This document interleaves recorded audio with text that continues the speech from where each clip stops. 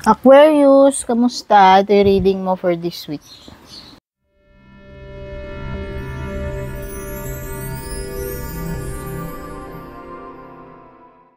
Check natin yung mga energies. Maraming salamat Aquarius sa pag-drop by, sa palaging pagbalik-balik, panonood, subaybay, suporta. Maraming salamat din kung nag-join ka na membership or subscription. Pati na rin po dun sa mga star senders natin tsaka super thanks senders. And syempre, yung mga suki natin sa private reading.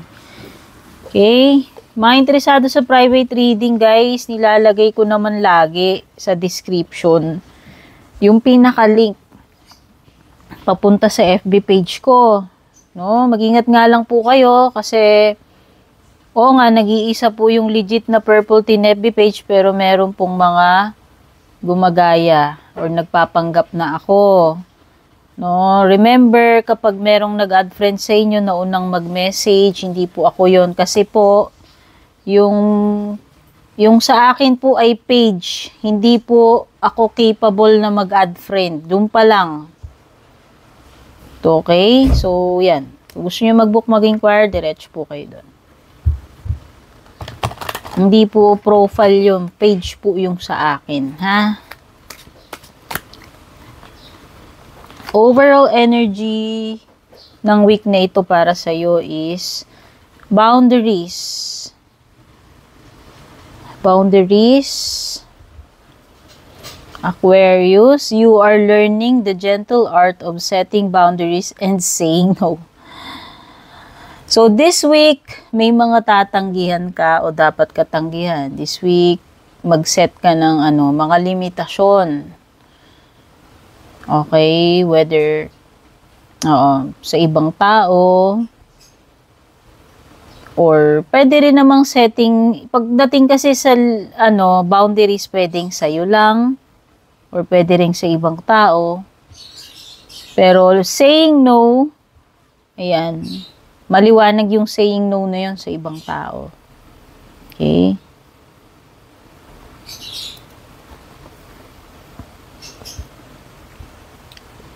Hindi laging oo lang ng oo, 'di ba? Tatantyahin mo rin, titignan mo rin, no?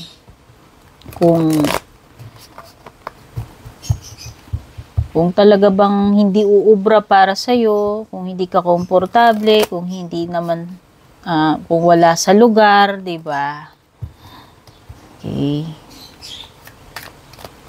Meron talaga tayong karapatang tumanggi, di ba? Yun naman yun eh. Hindi yung lagi na lang at the expense ng ng well-being mo, mental health mo, oo ka na lang ng oo, di ba? Okay, ano naman yung energy mo for this week? Overall energy mo for this week? May inducement. Oh! Gosh!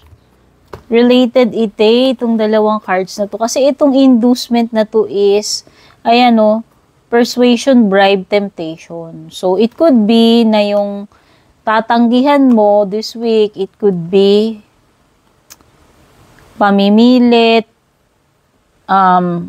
temptation, or binabribe ka. Okay? Tatanggihan mo kahit siguro ang laki-laki nung inaalok niyang offer. Sige, bibigyan kita ng ganitong porsyento or bibigyan kita ng ganito. Hindi. Pag alam mong mali. Kasi parang may something under the table, oh. Sa'yo nga lang ilalapit. No? Susuhulan ka, operang ka ng ganito, ganyan, kapalit ng ganito, ganyan, na alam mo namang illegal or mali.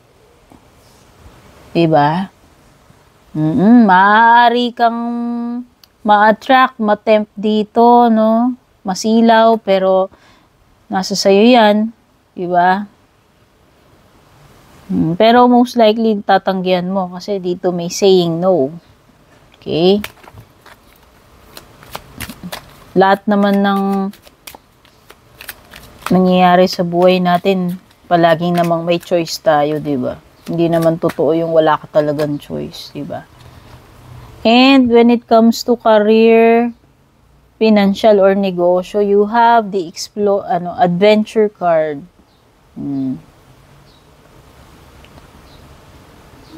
So, may pagta-travel dito. Alongside pagta-travel, nandoon yung, kasama na doon yung exciting part, yung adventure ba.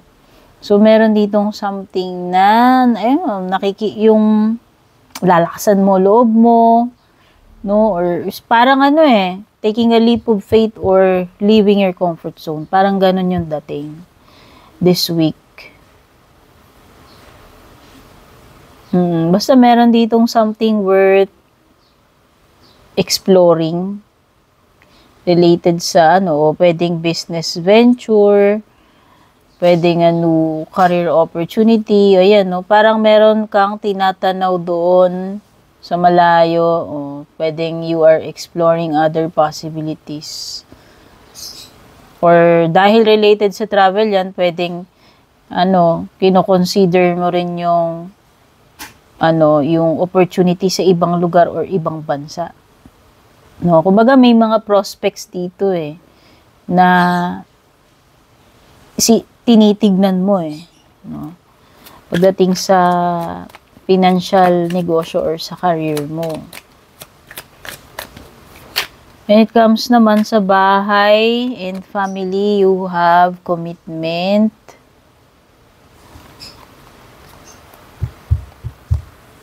Okay. Commitment na may halong contract. So, feeling ko dito is something na may kinalaman sa pamilya, specific sa anak, sa mag-asawa, pwedeng co-parenting. Pero parang may binabanggit din kasi ditong obstruction. So, pwedeng meron ditong mga natidigay ako. Pwedeng meron ditong mga setup wherein may anak pero hindi kayo magkasama. Okay, pwedeng yung iba dito pwedeng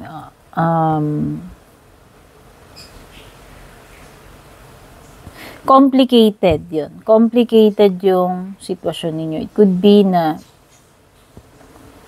baka hindi lang isa yung naanakan dito or yung asawa. Okay.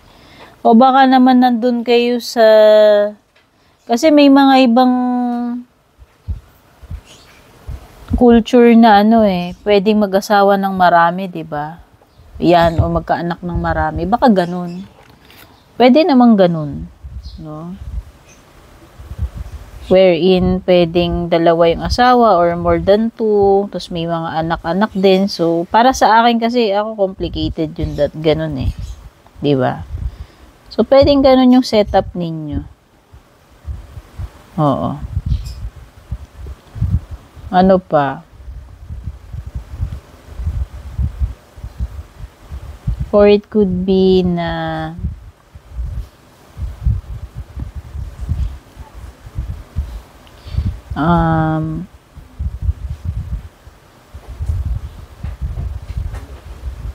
it could be related to marriage kasi may contract tsaka binding Pero parang merong something na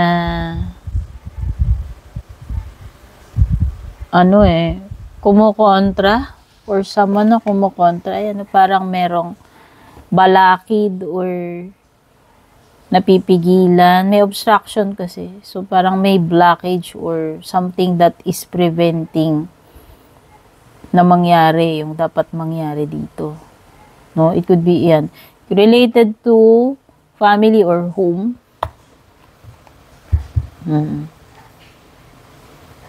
Meron kasi ditong hindi siya makapag fully commit or hindi niya magawa lahat yung part niya because pwedeng may sabit na or may asawa na tong tao na to. Kaya nga sabi ko kanina pwedeng complicated. Okay? Baka hindi lang ikaw ang asawa niya or hindi lang kayo yung pamilya, no? Pwedeng ganun. And, pagdating sa relationship, romantic connection mo, this week naman you have strategy at saka coach.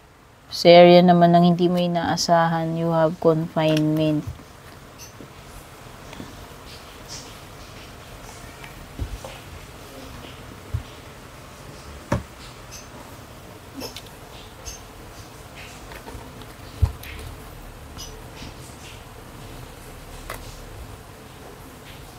Mm-hmm.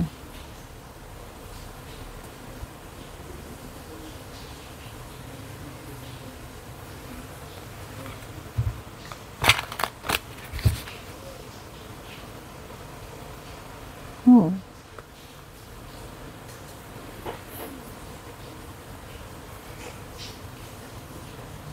So, meron something dito na sa romantic connection mo wherein parang ginagamitan ka ng style or technique netong person na to. Okay? Parang inuutakan ka niya in a way. And, pero ikaw, kaya mong basahin. Kaya mong basahin tong person. Siguro napag-aralan mo na siya or ganon ka katalas yung intuition mo. So, nababasa mo siya kung ano yung mga technique niya, yung mga style niya, strategy niya. So, pwedeng, may mga technique, style, strategy siya, pero hindi uubra sa'yo. Di ba? Kasi, meron kasi ditong alam mo na Kumbaga, alam mo na yung likaw ng bitukan nito or napag-aralan mo na rin tong person mo. So, ang ibig sabihin nun, hindi ka na niya basta-basta mapapaikot, maiisahan, or maluloko. Kasi nga, kaya mo siyang basahin. No? Or nape-predict mo, alam mo yung, kumbaga, alam mo the way he or she thinks. Kasi mape-predict mo yung move. Diba? Gano'n naman yun Ibig sabihin, nababasa mo yung mind ng person kapag nape-predict mo yung next move niya. Diba? So, yan. Meron something dito about parang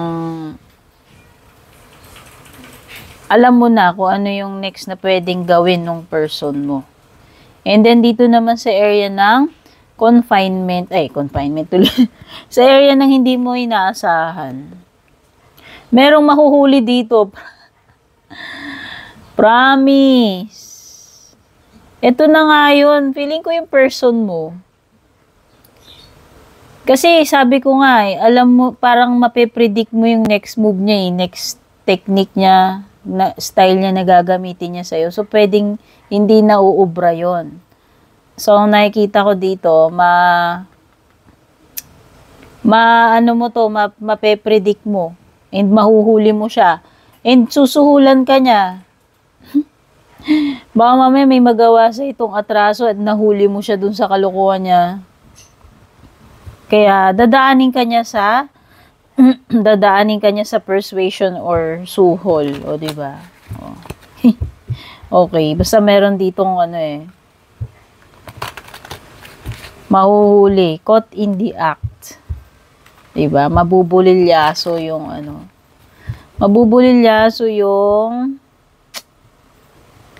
ano ba tawag dito? Yung diskarte or basta.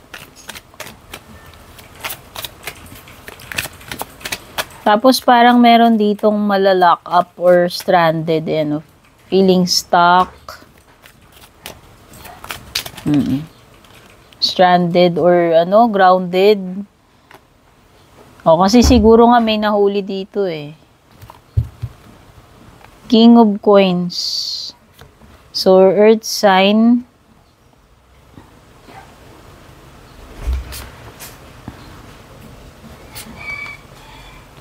Okay.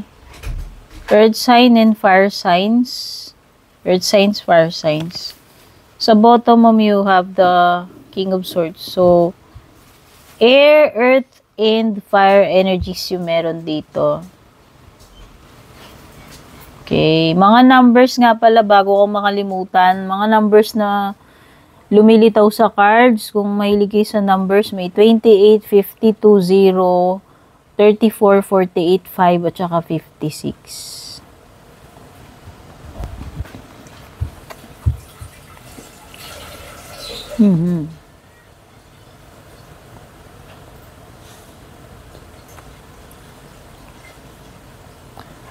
Ano to? Si 3 of coins, 3 of wands.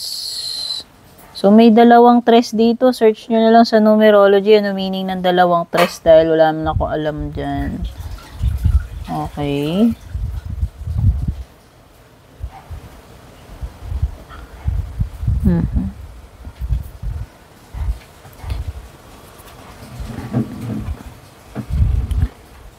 Okay, overall, meron namang stability dito with the Four of Wands. So, siguro, somehow, marireassure kita na stable in terms of material or financial this week. For this week, at least. Oo. And solid naman when it comes to yung mga pinaplano mo. So, kung may mga projects, mga roll out ng mga projects ninyo, nakikita ko magiging successful, especially sa pagta-travel, sa negosyo, sa career, mukhang stable, mukhang successful, no? This week, yung mga gagawin, yung mga tatapusin, yung mga lalakarin, na asikasuhin, no? Okay yan.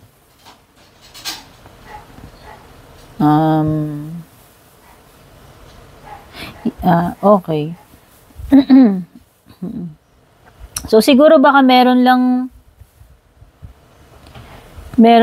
mga hindi magkakasundo sa presyo, sa usapan. So, yun lang yung nasisense ko with the Three of Pentacles. Oo, pwedeng magkaroon ng sabihin nating tawaran, bargain, negosasyon. Ayan. Okay, yun lang yung nafe-feel ko doon. Pwedeng hindi agad pumayag, ano. Pwedeng may mga suggestions, proposals. Pwedeng hindi agad kayo magkasundo eh. Okay, yun lang naman yung nakikita ko. In terms ng presyo, yun yung nasisense ko eh, pagdating sa presyo. Pwede magkaroon ng tawaran, etc.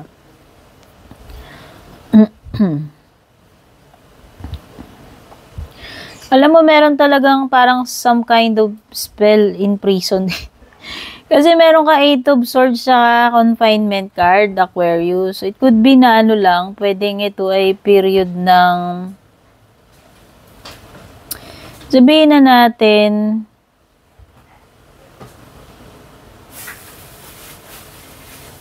pwedeng stagnant energy eh, kasi hindi ka makaalis, yun.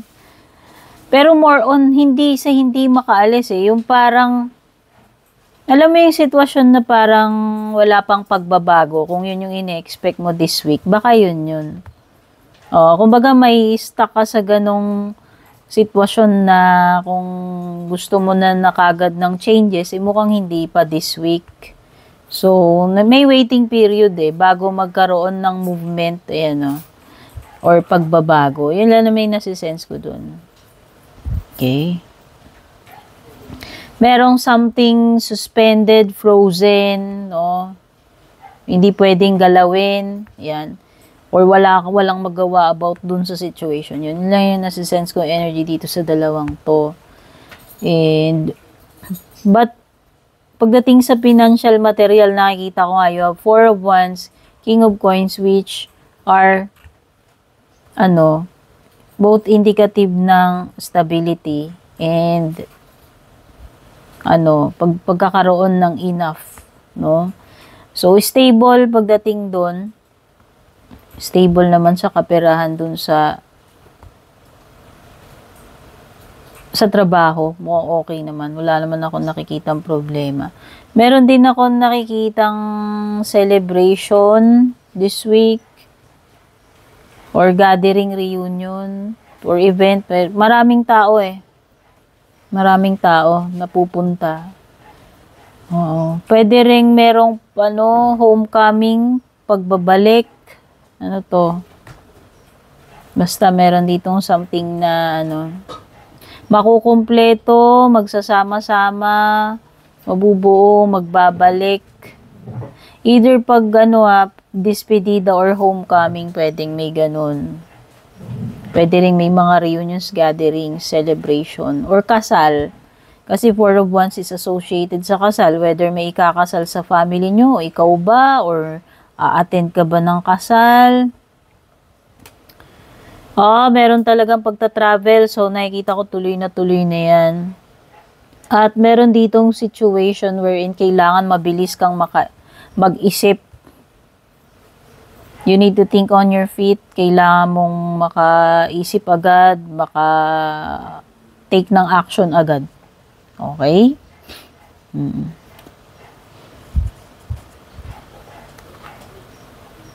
Closing message para sa iyo, Aquarius, for this week. Advice or closing message. Surrender your belief in scarcity. Wala naman talagang scarcity, dear, kasi nakita ko nga may cornucopia ka, King of Coins stability, Four of Wands stability, diba yung mga binanggit ko. The universe is asking you to open to the infinite nature of abundance. So, ayan. Merong stability, may abundance. In this way, you can remove blocks in your life and succeed beyond your wildest dreams. Diba? So, it's more on yung iniisip mo ba eh. Pero actually, meron namang sapat. No? Meron namang sapat na material, financial dyan. Okay? Pwedeng yung lang, kung paano ka lang mag-isip. Okay? So, yan yung kung iniisip mo ba blessed ka ba or hindi? Yun yung parang sa baso eh. Yung ano ba tingin mo dun sa baso? Kalahating puno o kalahating kulang? Diba? So, yun lang yun. Pinaka parang advice sa'yo. Aquarius, sana makatulong sa'yo itong reading. Take care. God bless. Babush.